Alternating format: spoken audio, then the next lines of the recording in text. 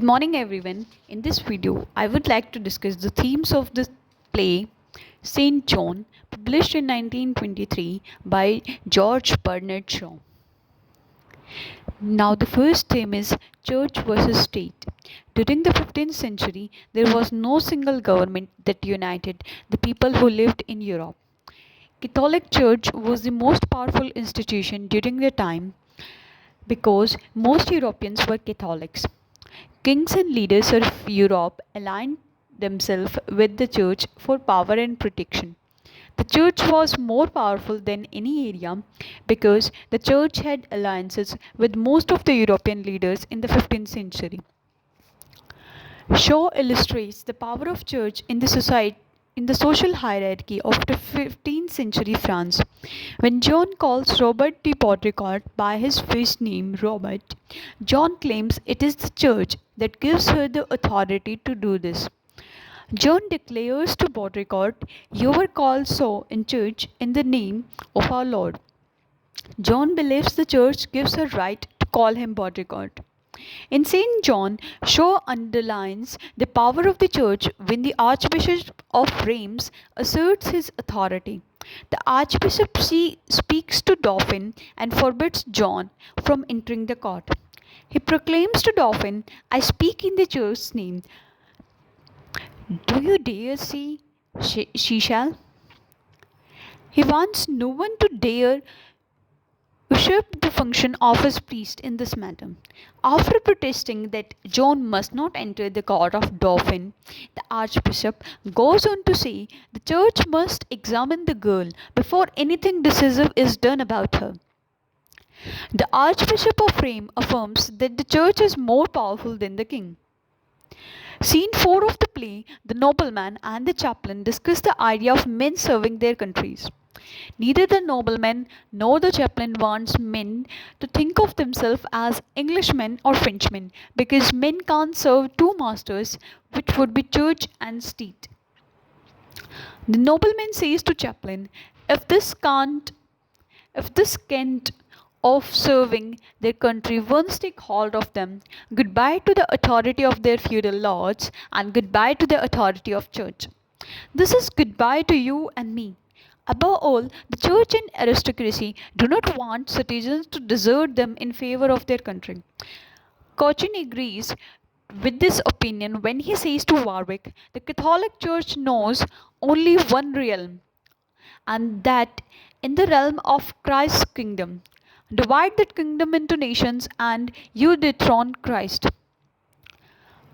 Cochin or Cochin, who is a high theologian of the Catholic Church, confronts Warwick and states, "You great lords are too proud to treat church as mere political convenience." The church doesn't want to be sidelined by the aristocracy. Kusher complains to the chaplain and states, "If you dare do what this woman has done, set your country above the Holy Catholic Church, you shall go to the fire with her." Bishop Kusher makes it clear to the Englishman to whom loyalty is owed. The next theme is Catholicism, nationalism, and Protestantism.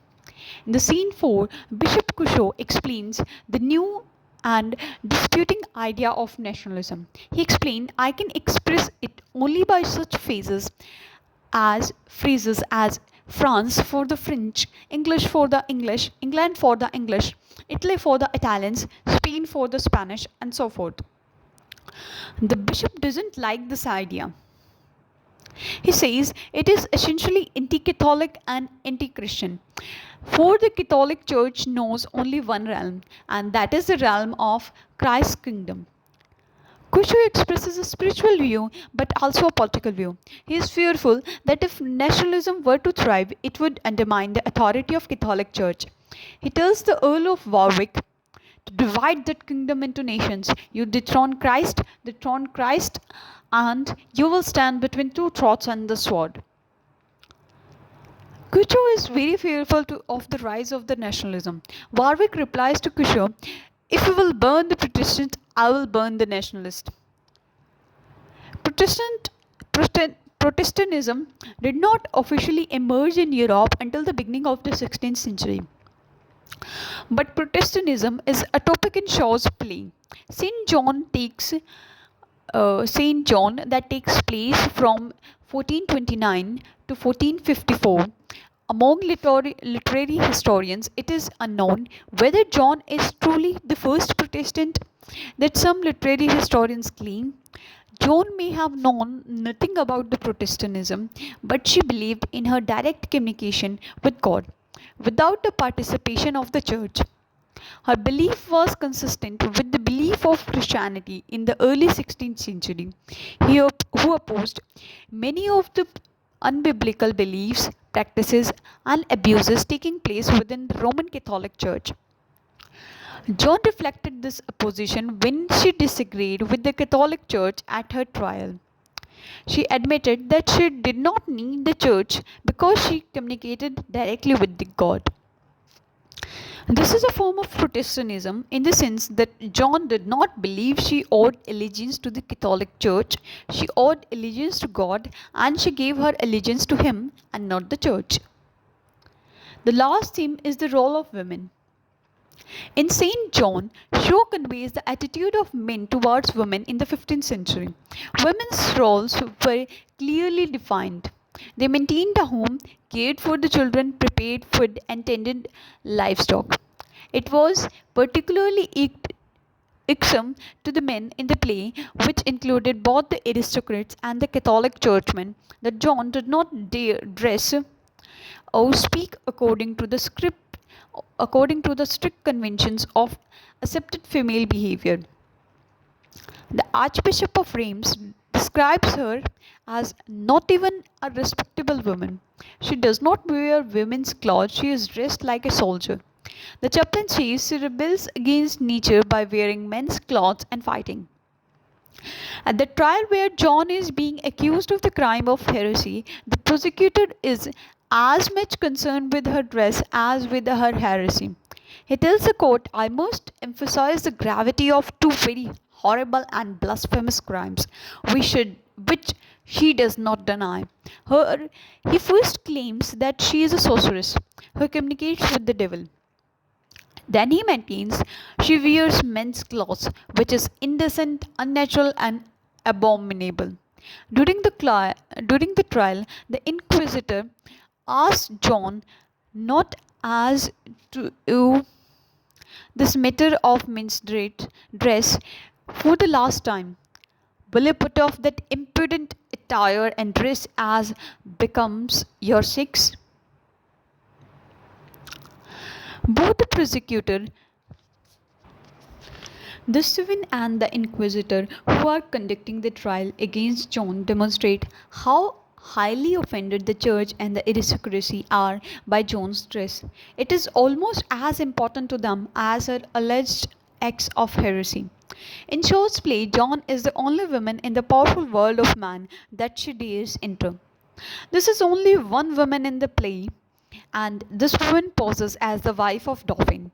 This woman only words are to mock John for her short hair that provokes laughter among a group of ladies in waiting.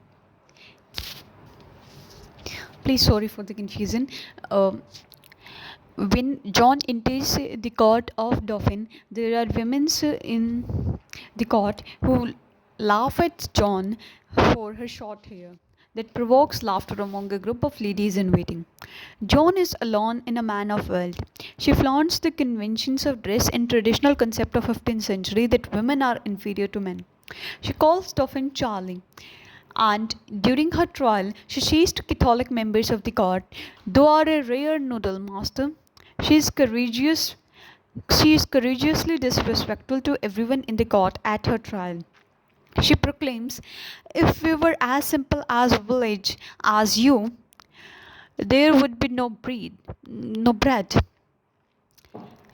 The sin for which the court is trying John is the sin of heresy. It appears the sin of not obeying the call of proper female behavior is as important to those men as the sin of heresy.